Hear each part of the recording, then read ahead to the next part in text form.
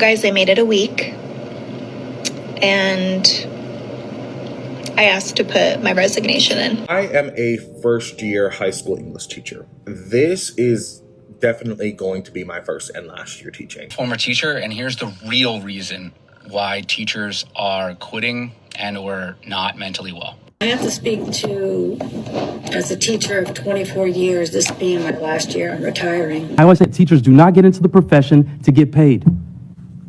So again, adults having adult problems.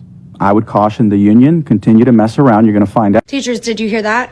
Did you hear that? We don't deserve to get paid more because we didn't get into the profession to get paid. There's a quiet question in our society about teachers quitting, and nobody wants to talk about it. They're getting beat up at school. They're getting berated. They're getting no support and lack of pay to go along with it. And they're just saying, I've had enough. Let's look at some of these videos. Let's talk about the hard truths of this because somebody needs to talk about it. Let's go.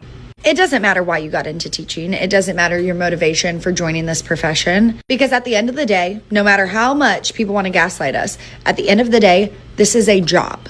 You go to your job to get paid, to make money, to make a living. Yes, most teachers go into the profession knowing they're not going to get paid, but that should never be used as a justification to not pay them. And it's obviously no secret that the education system here in the United States is in shambles. What those two men said is exactly why. Because how can we expect to have high quality individuals, high quality teachers in the classrooms with your students, providing them with a high quality educational experience, if they're just expected to do it out of the kindness of their own heart?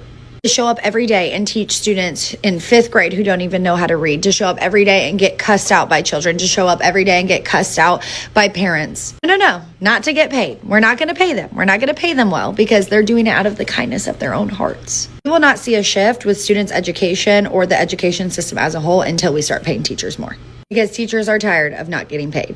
Well, not to mention, most of these places want a master's degree or higher for education to be a teacher, even at the middle school, elementary level. And those degrees are not cheap, as we've seen with many of my student loan videos, that student loans take away a lot of income when you are not making a lot to begin with. Comments down below. I want to know what y'all think. I want to know the good, the bad, the ugly. Do you agree, disagree? Let's get to the next one. I am a first-year high school English teacher. This is definitely going to be my first and last year teaching. I was made very quickly aware of the fact that this is not the profession for me. It is absolutely astonishing and scary how your kids are 14, 15 years old and still do not have the proper reading skills. And I'm not talking about the ESC kids, the 504s, the IEP kids. I'm talking about your everyday regular Joe Schmo from Kokomo kid who does not know how to read and write at the level that they should. And the problem is that they don't care to learn how to do those things correctly.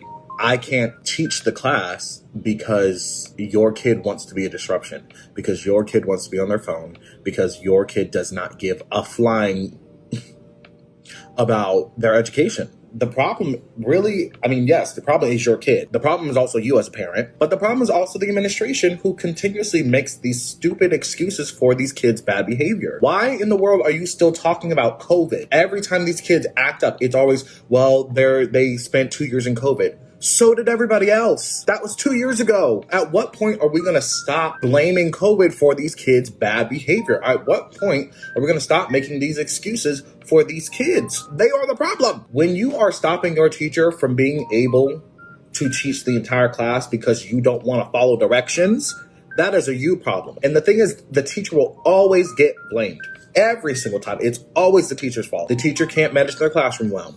The teacher doesn't have the patience. The teacher this, the teacher that. When are you going to start holding your kids accountable for their bad behavior? This is why all these teachers are leaving. Because they're tired of getting blamed for your kids' wrongdoing, for your lacking as a parent, for your lacking as an administration. My job as a teacher, it should just be to teach my curriculum. My job as a teacher should not be to be the therapist, to be the nurse, to be the parent, I don't get paid enough for that. Like when teachers talk about the problem with pay, that's what they're talking about, because you're requiring all of us to do all the work of like 4 different careers, but only paying us for one. The districts are all afraid of the parents complaining. The administration is afraid of the parents complaining. The parents are afraid of the kids who don't want to do their job. And who's left to pick up the pieces? The educators, the teachers. Because if these kids fail, y'all are going to make it seem like, well, the teacher wasn't doing their job. It's the teacher's fault. No, it's your kid who came to my class, sat there, twiddled on his phone. She wanted to sit here and talk to this girl, do everything but what they're supposed to be asked. And I cannot get them to do their work because they don't care. And they know you're going to make excuses for them. And that's why they continue to do the same things that they do. When these kids get sent to ISS, for whatever the case may be, you know what happens? Nothing. They just sit there on their phone or sit there on their laptop and do nothing. It's essentially free time for them. What are they learning from that? Sure, they might miss out on an assignment, but then hearing their parents come talking about what can my child do to make up their grades? How about stop getting suspended? How about when I'm teaching a lesson, close your mouth? How about when I tell you to do something, instead of rolling your eyes and having a nasty attitude about it, you just do it. Put the discipline back into the schools. I'm not saying bring back the paddle. Bring back the actual disciplinary actions, because these kids are not learning a thing. I am a first-year high school English teacher. I want to know what you think. Comment down below. Is this a new thing? I don't remember all this when I was a kid. Like, I remember, yeah, you would have disruption in the class, and I know they would, promptly get them out of the classroom. But do you just start separating these kids from the school system? Like, you know what? You don't need to be here. Goodbye. I don't know where you're going.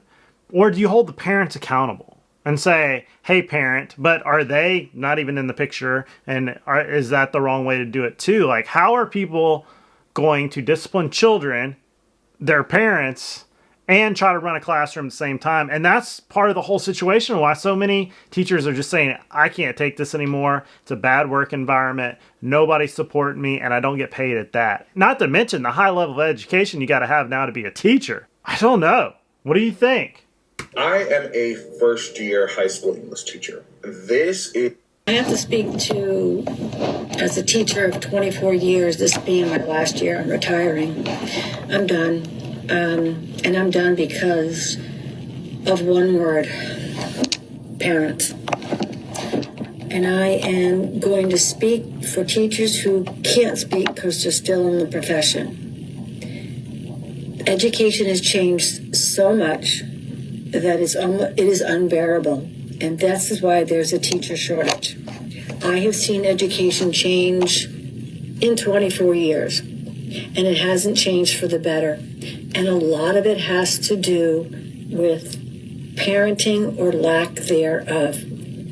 Parents, when you send your child to school, they need pens, they need pencils. If they don't have them, please ask me or ask the school. Parents, when you send your children to school, yes, they do need their books. Yes, they do need a notebook. If they do not have any of those things, please ask your teacher or please ask the school. Bottom line is this: teachers are not just teachers. The amount of time that I spend teaching is, let's see, if I'm lucky, maybe 20 minutes within a class period. There's so much other stuff going on every minute, every second of the class period. It starts off as soon as the kids come in the room. There's always self-regulation that I have to do. There's always redirection that I have to do. There's always repeating the same information, even though it's written on the overhead, even though it's clearly spelled as clear as it can be in the written language. Step 1, step 2, step 3, step 4. And even after I ask for clarifying questions, which I don't get any, there are kids who are constantly coming in late, which disrupts the classroom. The phone is ringing because a child needs to go to see the counselor because they are dealing with whatever issues. I get that, and I understand it happens. There are interruptions because a child is leaving because the parents are taking the child out of school to go somewhere. There are interruptions in the day because I have to fill out an independent contract for a child who's going away for a month to Italy or to India. So that means I have to make special lesson plans for that child.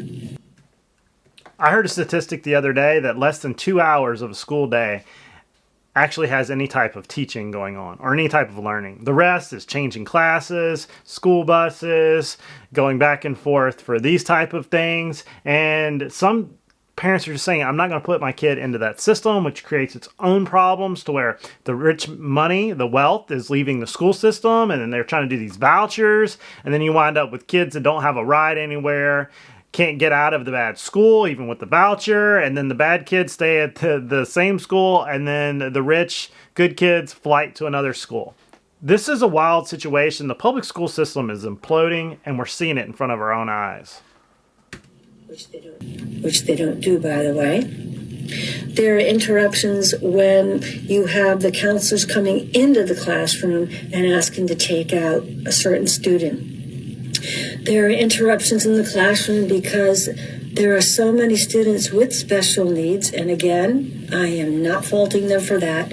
All I'm telling you is that a lot of extra energy goes into students who have special needs, and I'm the only person in the room. There isn't a teacher's aide. There isn't another special ed person in here with me. And I have 33 to 34 students. The interruptions are insurmountable. So trying to teach is virtually impossible. We as teachers have become babysitters. And all we do is we're putting out fires every 2 to 3 minutes. And that's not an over-exaggeration. That is the truth. So, that and many other reasons, I'm retiring after 24 years. I have had it. I can no longer deal with the new type of parent and the new type of child that is a product of the parent that I am trying to teach. Many of these kids do not care. And they don't care because their parents don't care. And if their parents care, then I guess I would see kids that care. But I don't. I mean, I see this as one way. The gap gets bigger and bigger intellectually.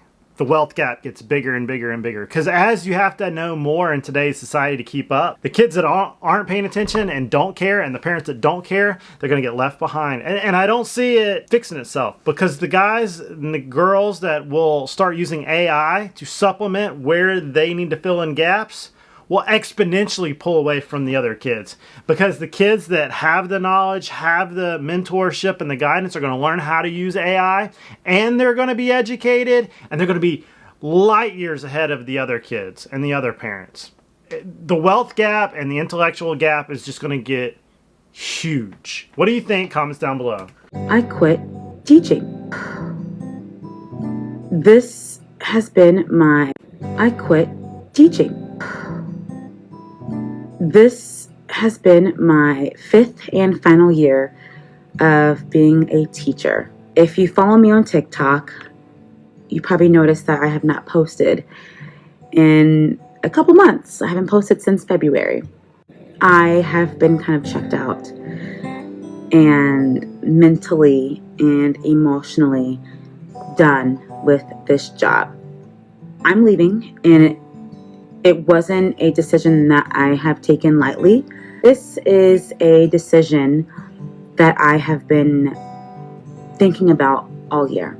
This year has been extremely challenging for me. I'm not sure if, for those of you who are not in education, are aware of what's happening in schools, but it's not easy. I don't think people truly understand what teachers are going through. Lots of children are not told no at home, which makes my job extremely difficult when it comes to having them hold accountability for their actions and their mistakes and following directions and keeping their hands to themselves. This year, I have been cursed at by both students and parents. I have been hit, punched repeatedly. And what hurts the most is the lack of support from the families when you are telling them and explaining what their child did. Instead of asking you are you okay? Or my child did what? They ask you, well, what did you do to make them upset? Or are there cameras in the room? The behaviors that I have had to put up with this year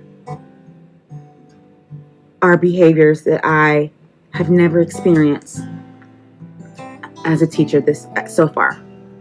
I have cried so much, more than I have, like with all my teaching of years combined. I feel like I have taken off so many days from my mental health because I have not been able to mentally or physically bring myself to school. Education is not in a good place right now. It's really bad. I have so many stories that I could talk about that I will be posting later, but it's time to go. It's time to go. Again, this was not an easy decision, but I do feel that it is necessary for myself and my own mental health. And it does break my heart that I am walking away for something that I went to school with and had so much passion for, but that passion is gone. I parent more than I do teach. I'm going to leave that at that. But I am excited to announce that I will be starting a new job at Heartland Church this July. Common reoccurrence, parenting, bad kids. You know, like I don't remember this being a thing. I remember there being some kids that were bad, but it wasn't to the point where they were violent or people were bringing guns to school. Or the ones that did bring guns to school was just to go hunting after school, and nobody ever worried about a gun at school. Like, what are we talking about? Well, this is wild. Well, guys, I made it a week, and I asked to put my resignation in. I've been dealing with so many health problems due to stress, at least the last 2 years, and I was hoping that being at a new school would change that.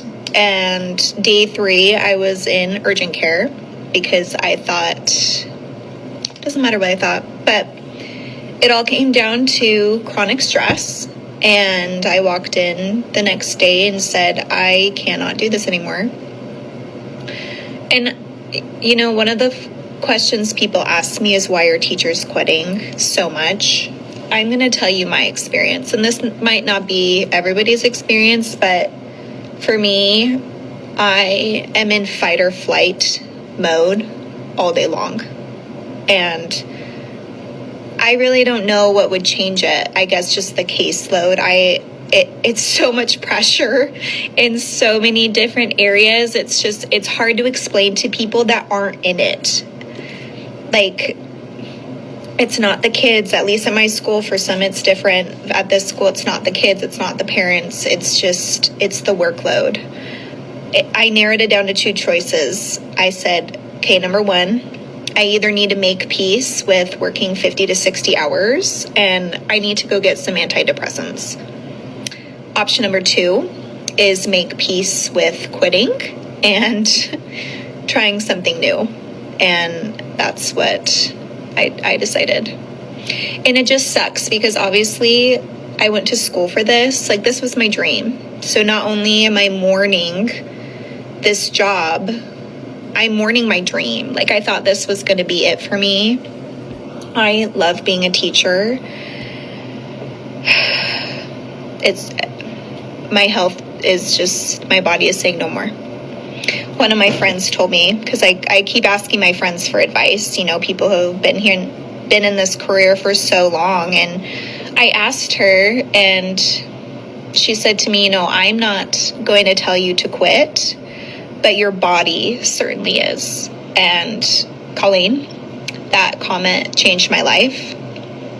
And I just got to listen, unfortunately. Like, I wish so bad it was different. I listened to this motivational speaker. Her name is Abraham Hicks, and she gave a devotional once, and she said, so many of us are just chewing glass just chewing and chewing and chewing and praying to God that our tongues toughen up to this glass, right? Like, please just let me acclimate to the glass. And she's like, why don't you just spit out the glass? I don't know. It's just hard. It's scary. It's hard. I have no idea. I have no idea what I'm going to do. I just know that, like, I can't end up in the hospital. Like, so it sucks. It sucks really bad. It's so sad to hear. Stress, like having to go and get some type of anxiety or psychological help from a job to teach children and teenagers. This is something that, you know, if they're that bad, maybe we should separate them from the school, but that creates its own problems. I remember there was a school that was an alternate high school where if you got in trouble, you went to, and I felt bad for them because they played us in baseball and they always got beat really bad. But they had the labeling theory on top of them. They were labeled as bad. And most of those kids wound up in prison because they were labeled bad and they just became bad. It's such a disheartening, heartbreaking thing to watch this go down. But how do you fix this without fixing homes, fixing poverty, fixing all these things? Former teacher, and here's the real reason why teachers are quitting and or not mentally well. I'm sure you're thinking parents and admin, and some even say the kids. And those are all part of it. But that's not the root. This is the root. The root is that teachers don't have control anymore. One of the big differences between a good teacher and a bad teacher is a good teacher has control of their classroom. Bad teacher, it's crazy, chaos.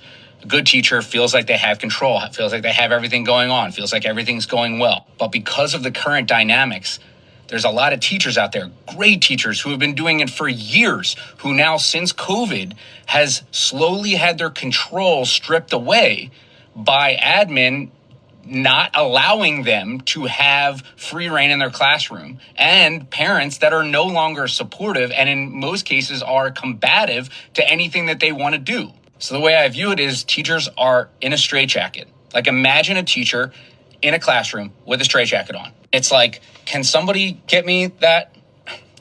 Get me that. No, not that. And when you feel that constant lack of control, the stress is outrageous. So these great, amazing teachers who literally have their hands tied behind their back are realizing that I don't have that control anymore like I used to. So these teachers are stressed out of their mind. But then comes step one. The only way to mentally do well in those situations is to lower expectations and accept it is what it is. And for real life, this is amazing advice. Letting go of things you don't control. Just letting things be the way that they are. But in the teaching setting, that means that Johnny is not going to improve like the Johnnies of the past did. It means that you know that they're not going to get the education and are not getting the education that you know that they should be getting, because there's too many other deterrents and distractions and things like admin holding you back and parents that complain that it becomes impossible. So now what does that result? The teacher standing in the front of the class with the straitjacket on and just being like, okay, they're moving around. All right, I'm just going to do my best with Susie right here, right now, and the rest of like it is what it is. And then just doing that every single day. You wonder why teachers are looking forward to the next break and can't wait until summer. It's because they get a chance to just go, oh, and not have that, oh my God. And then once a teacher gets to a certain level where they recognize I'm lowering my expectations of my classroom, this is not okay. So I gotta leave. And all you hear is the deterrence like, oh, you're weak and you can't handle it anymore. Oh, you should leave. While internally you're like, how can I do this? How can I give up on them? How can I admit that this is just not working anymore? And ultimately, how can I choose myself and saying I need to step away and leave those kids and just, hey, it's not good, but I can't do it. That's why if you hear a lot of former teachers, they'll say that the stress is so much less because it's not feeling that complete and utter lack of control. So the lesson here is twofold. Number one is it is a great thing to lower expectations in your daily life to limit stress. That means if you're a little bit late, you'll get there when you get there. There's no reason. It is what it is. It's okay. Oh, you ran out of time. You didn't get the groceries today. It's okay.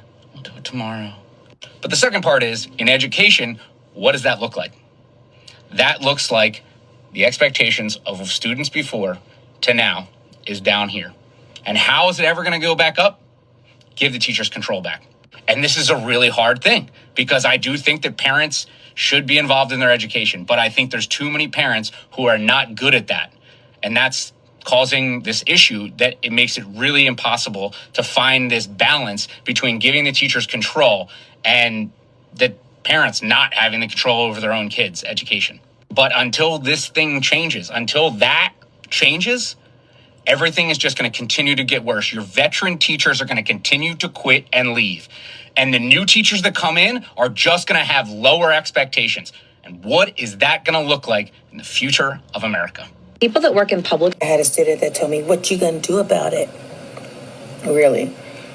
So I was ignoring them because we were out at tennis and he was banging his racket. And so I told him he had to sit down. He lost 5 minutes of tennis. And he was like, "I don't care. I don't have to listen to you. I'm not going to do it. What you going to do about it?" So then he was in my space. So I said, "I need you to back up. What you going to do?" "What am I going to do? What are you going to do?"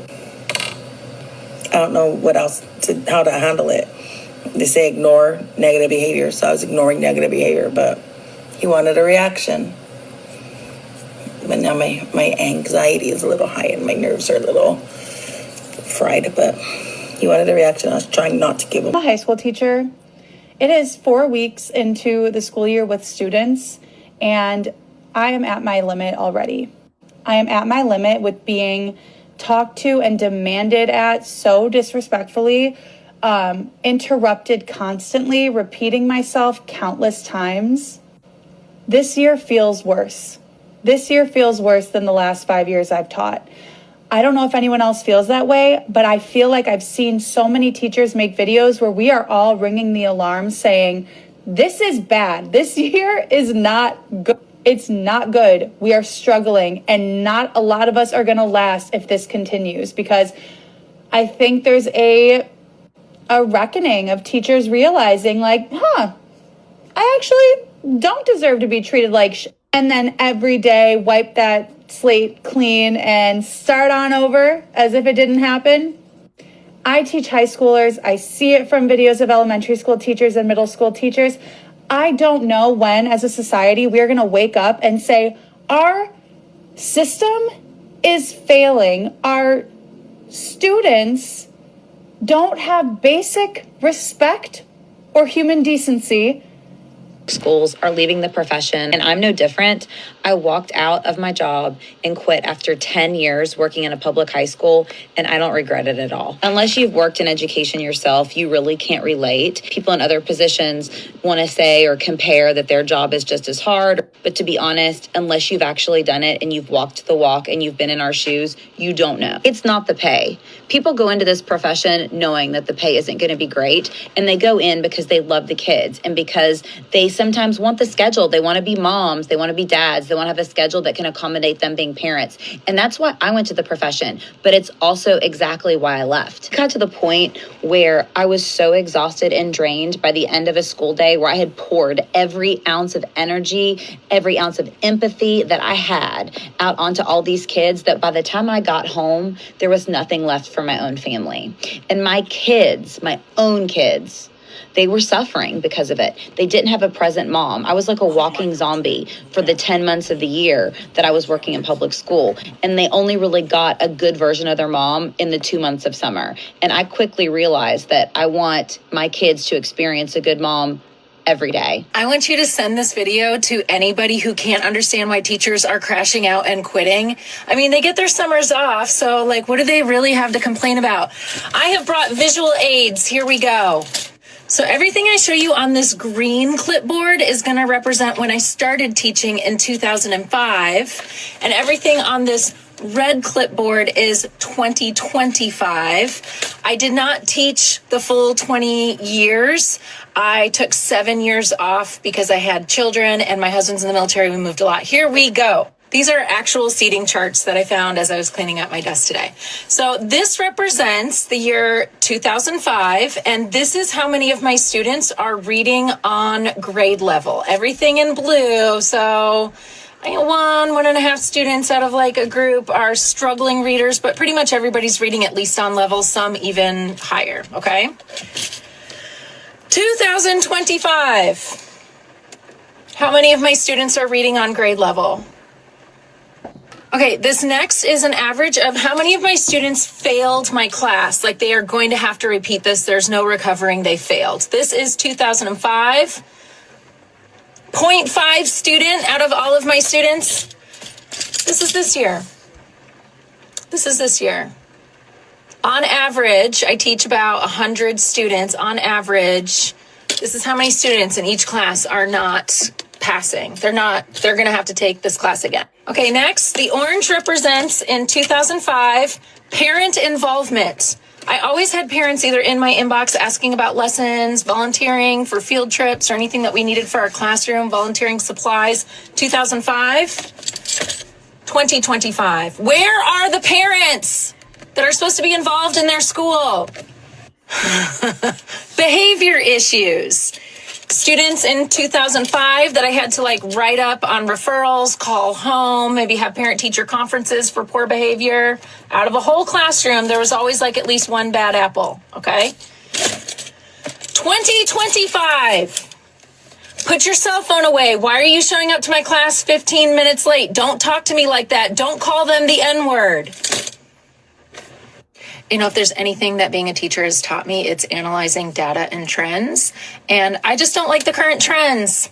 So that is why you are seeing teachers leaving like in a mass exodus, just in droves, exiting the classroom this year. And everybody wants to blame COVID. That's a small part of it. Most of it has to do with parenting, screen time. You put a cell phone in the hands of a small child and just give them unfettered access to the internet. Do you think they care about what's going on in my class? Do you honestly believe that these teachers are quitting their job 2 weeks into the school year because they're not getting paid enough, or because the politics that they're dealing with from outside of the classroom is too much to handle? No, that's not the reason. The reason why they're quitting is because these kids are mean and they're making the classroom a war zone, and they're getting zero support from parents at home and from admin on their campus. This 100% stems from the stuff that they have to deal with day in and day out from 8 a.m. to 3 p.m. inside their classroom. It's the stuff that you have to deal with inside your classroom that makes you burn out and makes you never want to come back. I understand that so many of our kids are dealing with rough lives at home and are dealing with trauma, dealing with mental illness, dealing with learning disabilities. All of those things make it difficult to thrive in school, and I understand that. But the problem is that all of those things are no reason to treat other human beings like a piece of garbage. Regardless of your opinion of teachers, most teachers that I know wake up every single day excited to teach whatever lesson that they've spent hours planning and creating, and they want to have a meaningful experience with the students in their classroom. They want to have a good day. And I know, speaking for myself, I woke up every day praying that it was going to be a good day, praying that the kids that I had that day were going to be as excited about the content that I was ready to present as much as I was. And most days, that is not what I got met with. On the daily, teachers are getting cussed out, spit on, hit, flipped off. Their equipment is getting broken and stolen.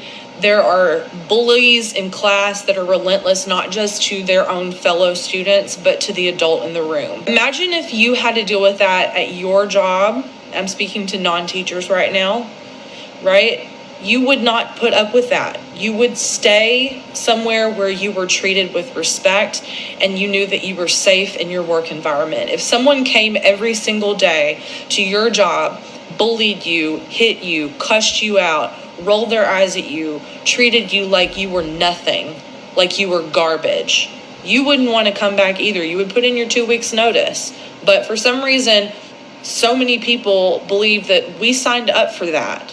Because that's a part of teaching, and that's just how kids are. I made the decision not to return to the classroom this year, and I haven't been in a classroom for months now, and I still have nightmares, trauma nightmares, on a weekly basis about my former classroom and my former students. And yes, it is a parent and an admin problem just as much as it is a kid problem, because the difference between now and 20 years ago even is that 20 years ago, when you would have a kid cuss you out, hit you, smack other kids, ruin your property, steal things off of your desk, there was going to be somebody on campus that was going to back you up and find a solution. But now that's not the case. Suspensions are down because they want those numbers down. They want to look good. They're not suspending kids for getting in fights and being violent in the classroom anymore. It's just not happening. Even in the early 2000s and 2010s, when I started my career,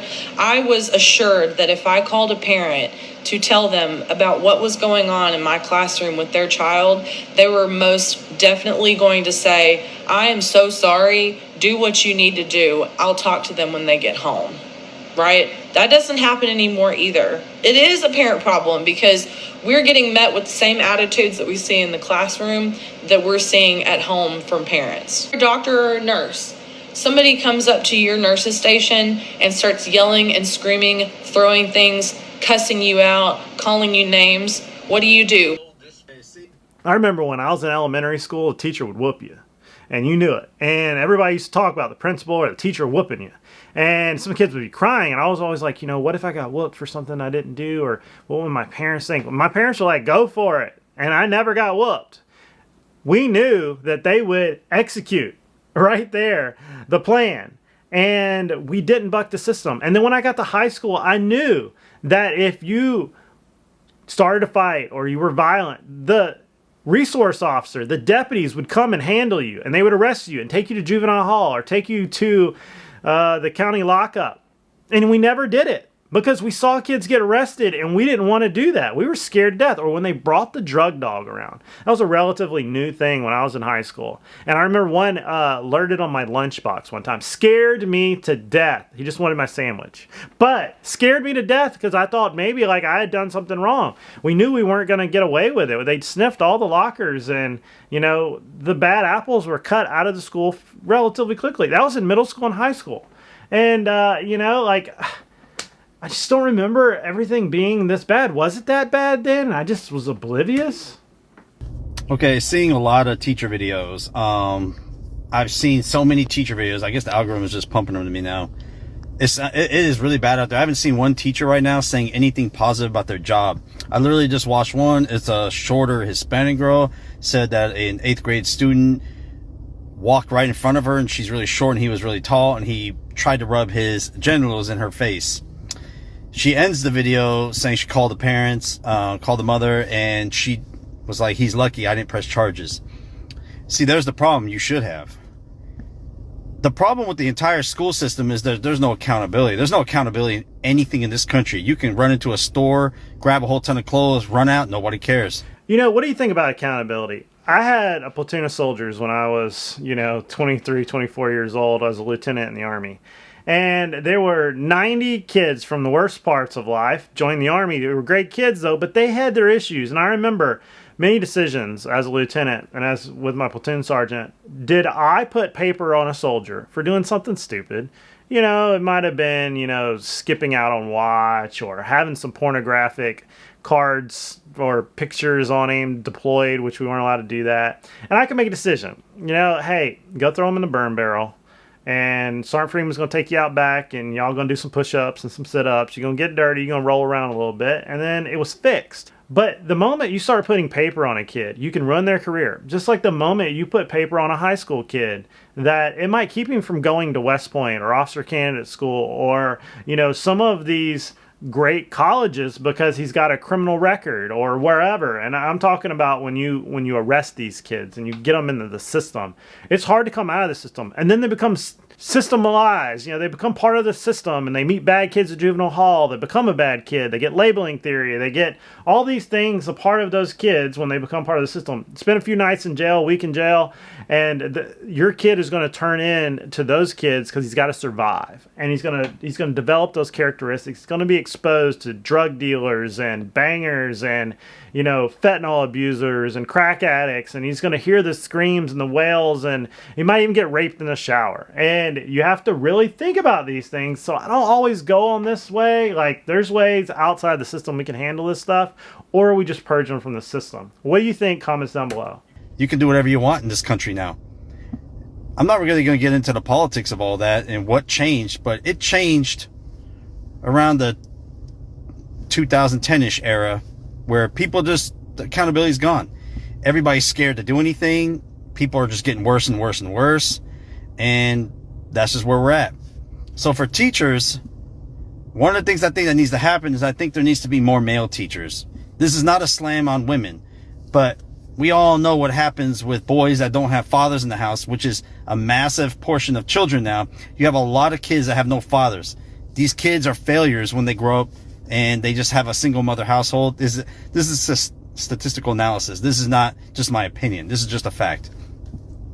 So these boys, primarily, I know girls are doing it too. But so when I was again in basic training, I saw young 17-year-old kids, 18-year-old kids from Compton, Jersey, Philly, LA, and they were rough kids. And they came in, and when they saw that drill sergeant standing tall, looking good, clean, great shape, alpha male, saw what they could be, they latched on to that mentorship, that guidance as an alpha male. And I saw the same thing for the females.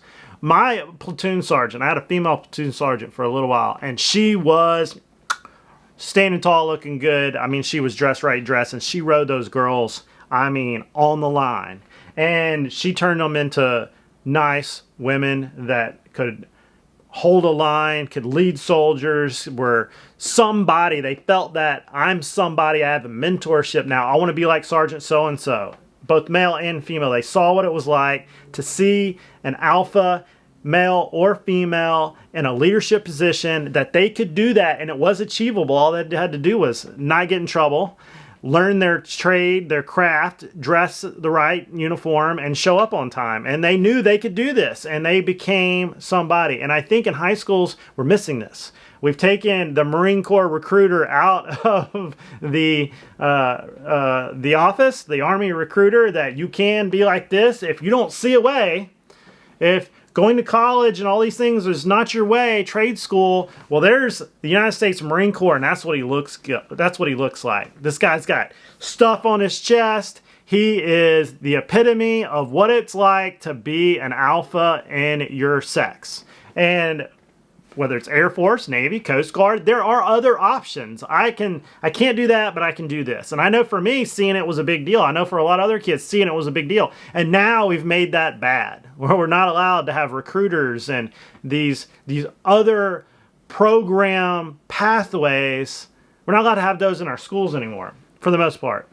Bring back those. Let them see what a real person and a direction's like, and let them see the teachers, and let them see businessmen. Bring in some entrepreneurs. Let them say, hey, you can open a tire shop or an electrical company or a financial company, and this is what this guy looks like. Hear him talk. I remember when I was a kid, when I was in high school, they brought in an entrepreneur for the entrepreneur program. And he was a businessman. He was a business coach. And he showed us how to start a business. And to this day, I remember that guy. And he told me that I was going to be an entrepreneur one day. And he told me that I had like a good mind for being an entrepreneurship. And it stuck with me. And here I am, entrepreneur. I didn't fit into any of the other ways. I mean, I made my way through them.